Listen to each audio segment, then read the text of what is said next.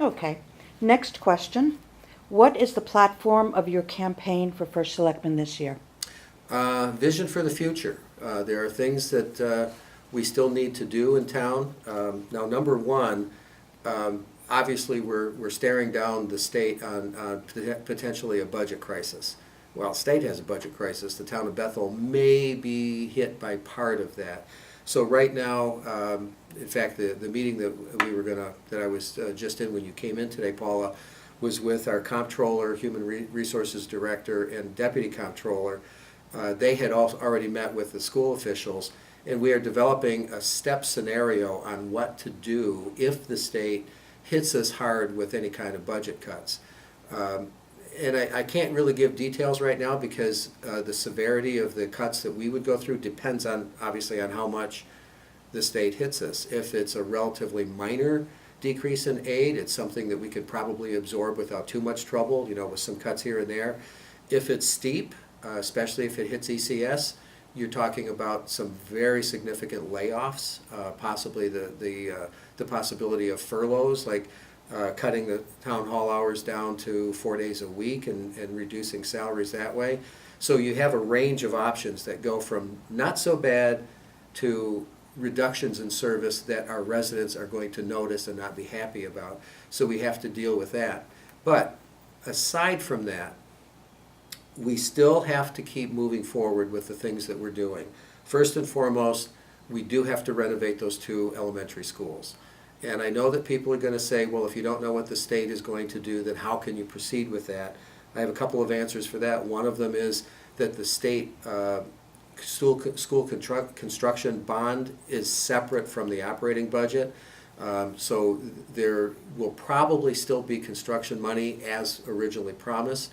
Number 2, we have to keep going in order to maintain our place in line. 3, there are ways to structure a referendum question so that we do have an escape, so that we're not obligated to do it in case the state yanks the reimbursement and says, oh, sorry, we were just kidding, we're not going to give it to you. So there's no risk in doing that. But the biggest factors are, 1, the schools don't get cheaper. No matter what happens, the longer you put these things off, and we've seen this so many times in the past with the Berry School renovation, with the library renovation, with replacing the police department, with the renovation of Bethel High School, the longer you wait, the more expensive it gets. Point number 2 is, no matter what the state does to us this year, next year will be worse. We cannot expect the state to fork over any more money than what's already in the budget for school construction in the current year.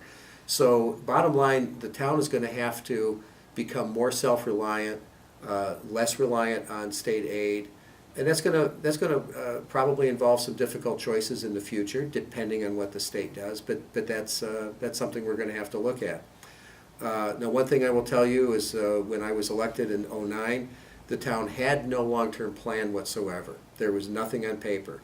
Today we put all of our projects on a 10-year capital plan, and every year it's rolled forward.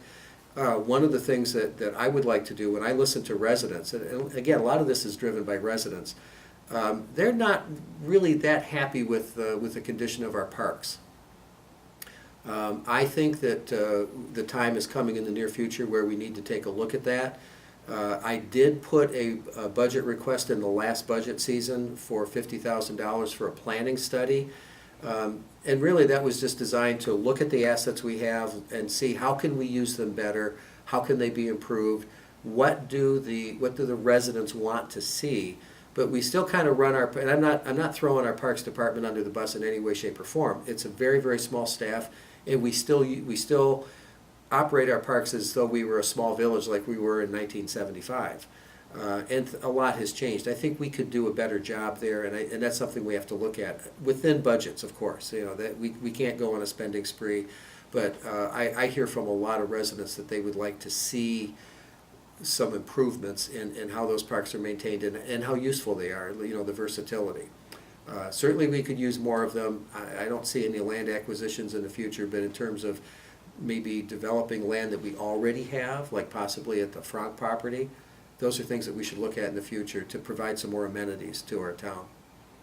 Can I have you clarify something? You said something about cuts. Does that mean jobs in the municipal building and teacher jobs, It just depends- across the board? Yeah, it depends on how severe the reductions are if they come and what they hit. And we've heard, I mean, the different iterations of the state budget. In one iteration, there was going to be about the same in ECS, which is educational cost share, but then they were going to send every town a bill for its share of the teacher's pension. Then they backed away from that idea and said, well, we're going to take away ECS. Then there was another proposal that came out that says, well, we'll keep ECS pretty much the way it is, but then we're going to take away things that affect the town side of the budget, like Town Aid Road, which is a grant system that we used for paving roads, LOCIP and LOTCIP. Those are acronyms. They're basically local cost share where the state of Connecticut shares sales tax revenue with the towns and targets them for certain things. They're like automatic grants that we're eligible for. So those may go away. So as it stands right now, none of these things have been voted on by the legislature. There are multiple proposals. So what is cut in what area depends on how bad it is. Certainly if all the cuts come on the education side and it's severe, the town would have to share in some of that pain. There's no doubt about it.